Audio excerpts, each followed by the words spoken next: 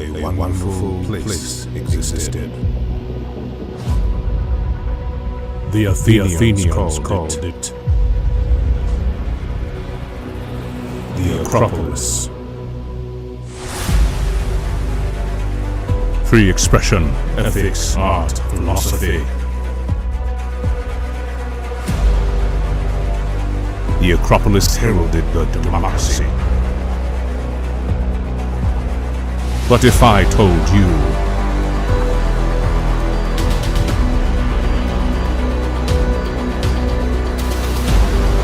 the Acropolis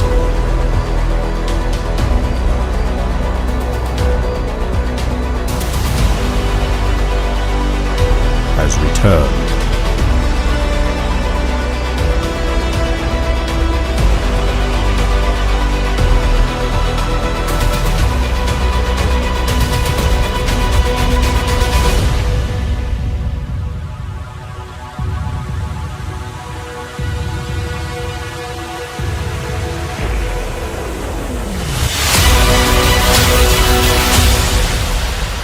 Acropolis News.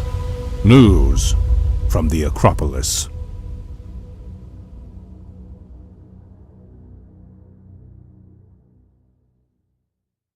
The abortion situation in the United States escalates as a Dinesh D'Souza film proves why everyone should get a VPN. My name is Trevor Brown, and you're watching the Trevor Report. Alright, welcome back. Let us begin. Elon Musk announces plan to end permabans and reinstate Trump, Alex Jones, and more. There is a video over here that you can see. You can check it out if you want. It's about what, three minutes? Yeah, it's about 4 minutes. Closer to 4. And yeah, check that out if you want. He's got some interesting things to say, and he says them in that video. Anyway, let us continue. Revealed: Elon Musk plans to fire 1,000 Twitter staff, quintuple their revenue, and get 69 million users paying $3 million a month, and cut reliance on advertising income. Presentation to investors shows.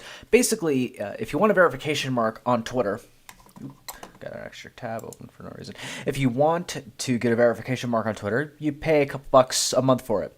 Works the same with Minds, though I have a yearly subscription for Minds. Works the same with the Gab. I haven't paid for Gab yet. I don't know if I will. That's probably way down the line. But Odysee does that too. They just started doing that pretty quickly, and I managed to get an entire year subscription for like $12 or whatever because I got in super early. That's kind of cool. But most social media platforms do that because, as the saying goes, you get what you paid for. And if you get what you paid for, well, Twitter is terrible because it's free. And from a businessman perspective, like Elon Musk, that's probably what he's going at.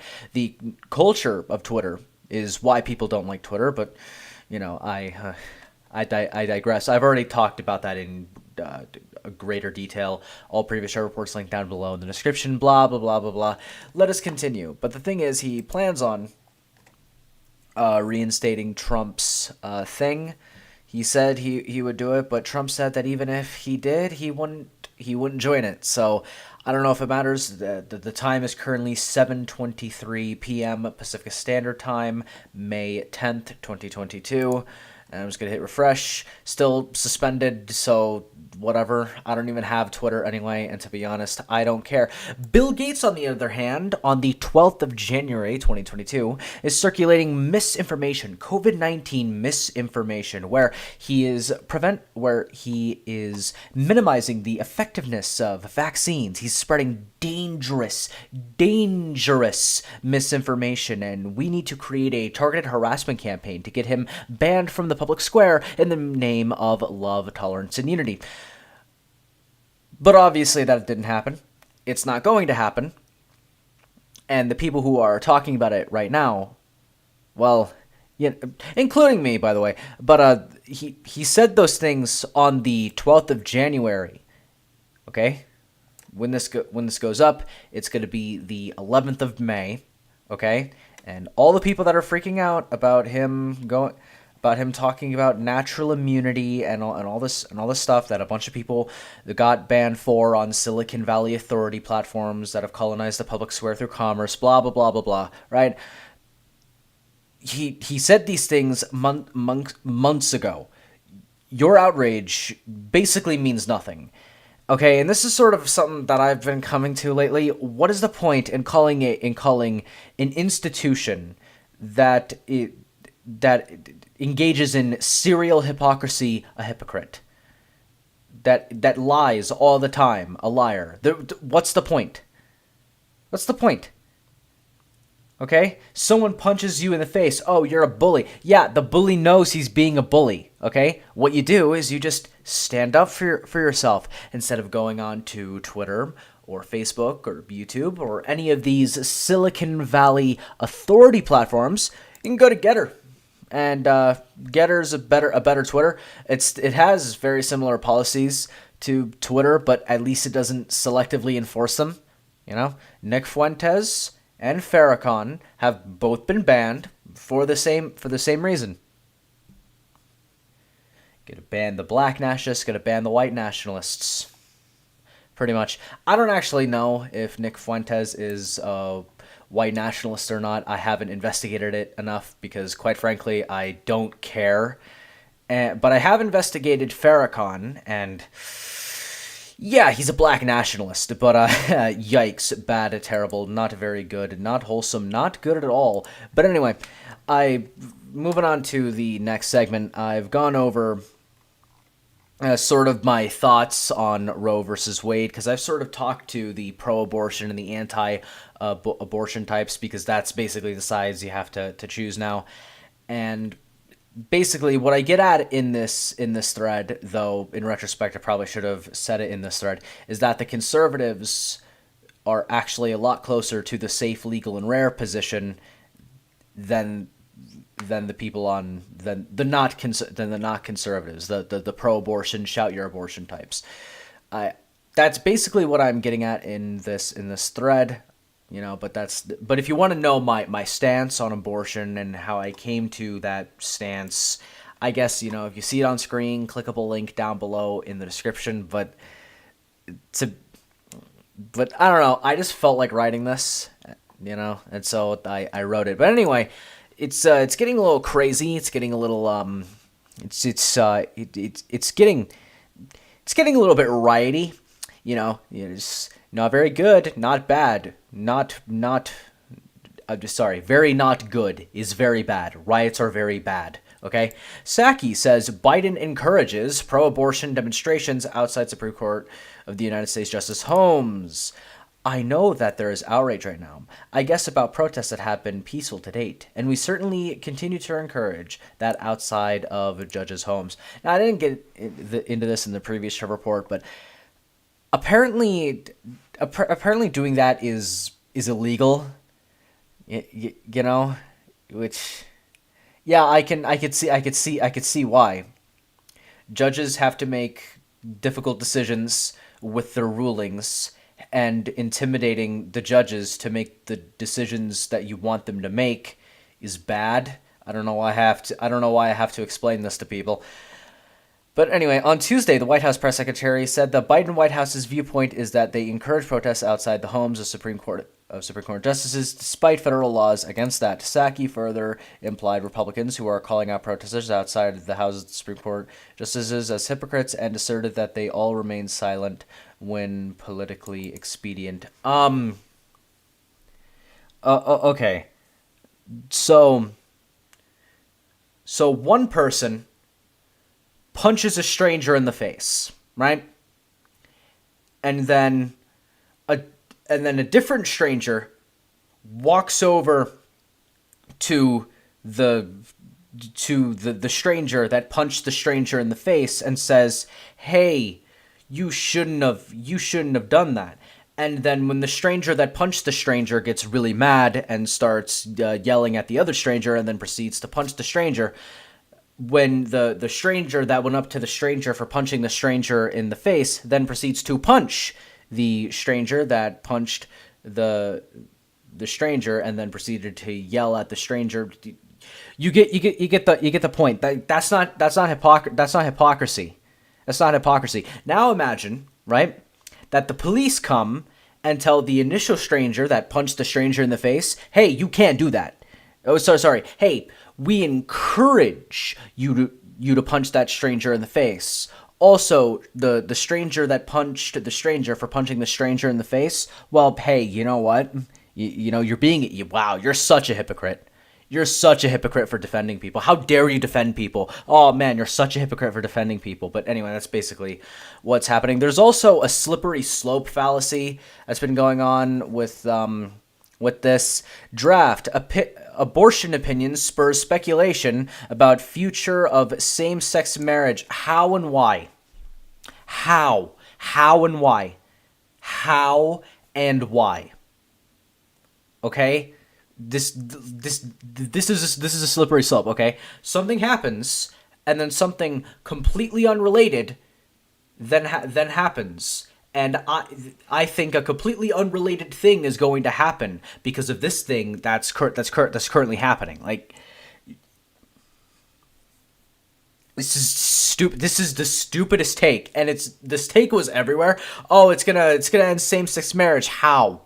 Literally how? The article goes into the how, but it's a stupid reason as to the how, and it even references Judge Alito saying, "I don't think the court will do what it does, but it's not gonna. But nobody knows." It's like, oh, I don't think that's gonna happen. This could happen, but I don't think this is going to happen. Anyway, so everybody should freak out that the thing that's probably not going to happen because there's no reason for it to happen is going to happen. Okay? Like, the anti-abortion people think that abortion is genocide. They think that it's the death of the baby, and they're counting how many abortions that go through, and they're counting it in the millions, and they're like, and from their perspective, this is worse than the Holocaust. Because this is because from their point of view, 60 million plus babies have died. That is the anti-abortion stance. Okay? Like, I don't understand how a group that says that from their perspective genocide is bad to then go, oh, how do you go from genocide is bad to gay people shouldn't get married? That doesn't make sense. That literally makes no sense. Okay? And the people who say things that make no sense are now doing things that make no sense. By the way, I know this is a super controversial take, but terrorism is not how you convince Americans of things. Just in case you were wondering, okay? Americans didn't exactly have the most favorable opinion of the Doctrine of Islam after 9/11, okay? We weren't exactly the fondest people of Japanese imperialism after Pearl Harbor, okay? Shut up and stop doing this. Okay, abortion activists bomb pro-life group's office with Molotov cocktails. And they also spray paint. Here's the office. Don't throw Molotov cocktails into offices, please. Please don't do that. Please don't do that. Anyway, they also spray paint a threat. If abortions aren't safe, then you aren't either. That's a murder threat. It's a casual murder threat, as you do when you're trying to convince people that abortion is good. You firebomb offices and you spray paint. Yikes. Abortion, and then the day after, abortion activists firebombed another pro-life group's office with a Molotov cocktail. They did it again. They just did it again.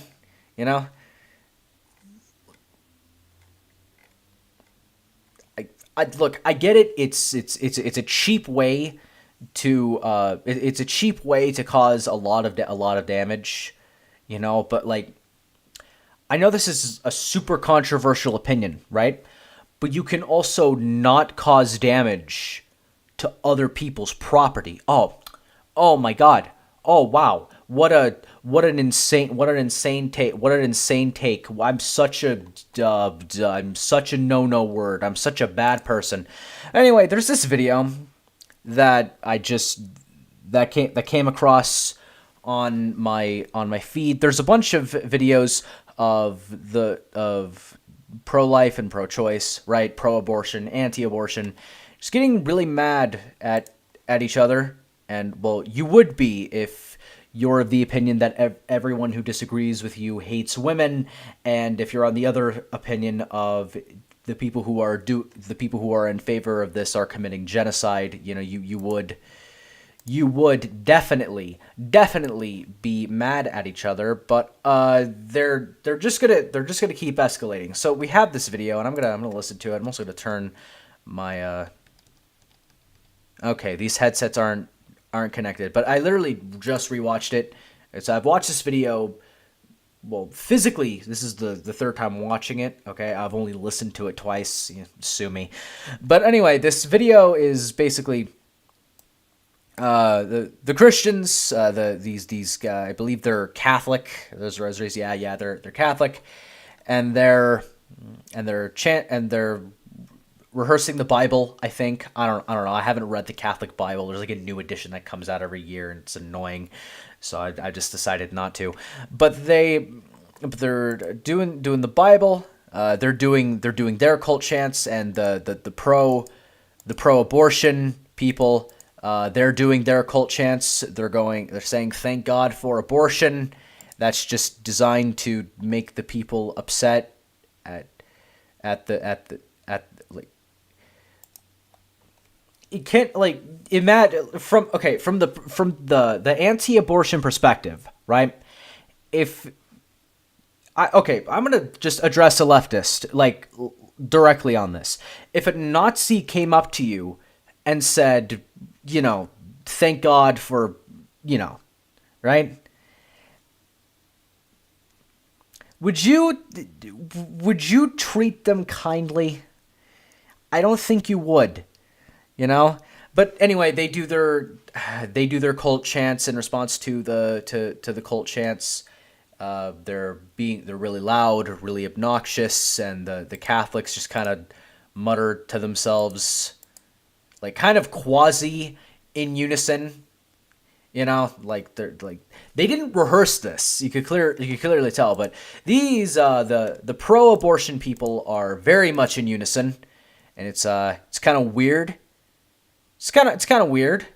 I don't know. Like, don't get me wrong. Like these guys, they're all kind of dressed the same ish. Well, actually, they're not. But they're all just the same. But like here's the thing. Like this isn't going to be solved if you can leave it up to the states. But then the states will get increasingly more and more polarized. So. I guess this is what everyone gets for allowing the Supreme Court to override the legislator. I guess, we shouldn't be using common law to override the legislator. It just it creates a lot of problem. Like the common law is supposed to supplement the legislator, not override it or like replace it. So I don't know. I think this is the result, But before we jump on to the next segment, wow, I went through everything pretty quick. We need to talk about a VPN. Now, I'm going to be talking about something where a company literally got the GPS data from like millions of people, and then we're able to search that data in such a way that they were able to find the behavioral patterns of 2,000 people. Okay, like the specific behavioral patterns of 2,000 people, and managed to track a similar pattern of movement across like I think 4 states, and they were able to find this behavior with hundreds of people in those states, totaling 2,000 people, okay? And this is why you need to get a VPN, okay? You can click the affiliate link down below in the description, all right? Like, I'm big on privacy. Like, I'm very big on privacy, okay? And this is why I trust NordVPN. NordVPN's cheap. It's got the, it's got a bunch of features, and it's cheap, and it allows you to. Well, I'm gonna be honest. The reason most people get a VPN is to pirate things. I just like privacy. So go ahead and click the link in the description below, the affiliate link, and because the government should get a warrant if they want to spy on you. That's just how that works. But anyway, let us continue. Dinesh D'Souza has his movie. 2,000 Mules or whatever, and it's basically it makes claims, all right? And I'm going to be covering it over on breakdowns from the Acropolis over on Odysee and Rumble, but basically it makes some claims about the 2020 election, and it seems to hold weight, but here's the thing. The best part about this documentary, okay? It's not like Macklemore, okay? When Macklemore makes a documentary with a political bent, because, those are the kind of documentaries he makes, it's just like it's very cringe. It's very much, I'm the authority, listen to me, listen to what I have to say. Yes, it's a propaganda film, but it's a propaganda film for someone with the correct politics. I've seen a few Macklemore documentaries, like, not Macklemore, Michael Moore. Jesus, I'm sorry about that. But I've seen like one, maybe two, okay? With Dinesh D'Souza films, it's a little bit different. For one, he's kind of a better filmmaker. He seems to know what he's doing for like scoring, like getting people to score it. He seems to know what he's doing with like just general like filmmaking and stuff like that. But his, I guess, right-wing propaganda films, okay, basically Dinesh D'Souza is the right-wing Macklemore, okay? Macklemore makes left-wing propaganda documentaries in order to gallivant the left-wing base in the United States to sort of give them ammunition on particular talking points, okay? Dinesh D'Souza does the same thing, but Dinesh D'Souza just says, "Look, here's what I've gathered. You make the decision, all right?" And I think it's because Dinesh D'Souza, being right wing, is committed to civil society, basically. So he does his 2,000 mules, and he has some video evidence, particularly in the documentary. But yeah, that's all I'm gonna say about that. I saw it in theaters, so that's basically how I did it. I'm gonna break it down over on breakdowns from the Acropolis. I probably should, because here's the thing, it's like it was only in theaters for 2 days, but if you want to watch it to avoid pirating, because if you have legal concerns about pirating, I've provided the locals thing, etc. But here's the thing: the claim that 2020 was the most secure election in U.S. history, the most secure election that has ever been conducted, that has ever been run in the United States. I don't think that's true. Okay, it was a hyper-polarized election in the middle of a pandemic. Now, if you see it on screen, just click a link down below in the description. Bill Gates calls it the flu. So, whatever. But I don't know what to tell you. I don't know what to tell you. That's why I say if you see it on screen, click up a link down below in the description. I give my opinion, but like Dinesh D'Souza, I too am committed to civil society. So make your own decisions, and watch it. Okay? If you don't want to pay the money or whatever, I totally get it. I only saw it because this is kind of my job, so kind of have to. But anyway, in the meantime, my name is Trevor Brown, and you just watched the Trevor Report. Do click the Linktree I was forced to make by myself because Linktree banned my Linktree for opposing black nationalism down below in the description. This video is sponsored by Acropolis News Network, the world's first fully independent media organization that is powered by Liberty platforms, peer-to-peer advertising, and cryptocurrency. On Acropolis News Network, we have a different standard of journalism. We allow anonymous reporting like Project Veritas. We also have a few anonymous reporters. I'm not going to say how many of them there are, and I'm not going to say who they are because they're, anonymous. But more importantly, if you subscribe to a membership subscription onto Acropolis News Network, not only will you get access to a ton of premium content that'll be coming out very soon, and a bunch of premium content that's already available on the site right now, you will also help fund our fully independent journalism and our academic contributions to society. If you do so, I would greatly appreciate it. You can also click the donate button over on any of the Acropolis News posts. I, as the chief editor, would greatly appreciate it because, well, it helps us stay independent, like I said, and that's part of our brand. And if you would like that to stay as a part of our brand, well, I would greatly appreciate it.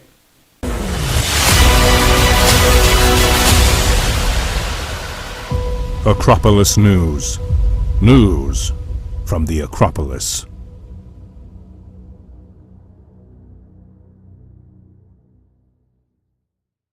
All of you brilliant viewers out there, my name is Trevor Brown. I am the editor-in-chief of Acropolis News Network because I can give myself whatever name and title I want because I own it.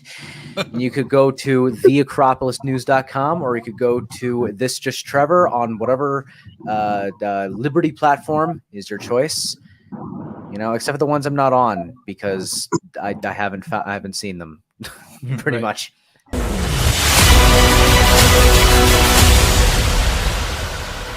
Acropolis News. News from the Acropolis.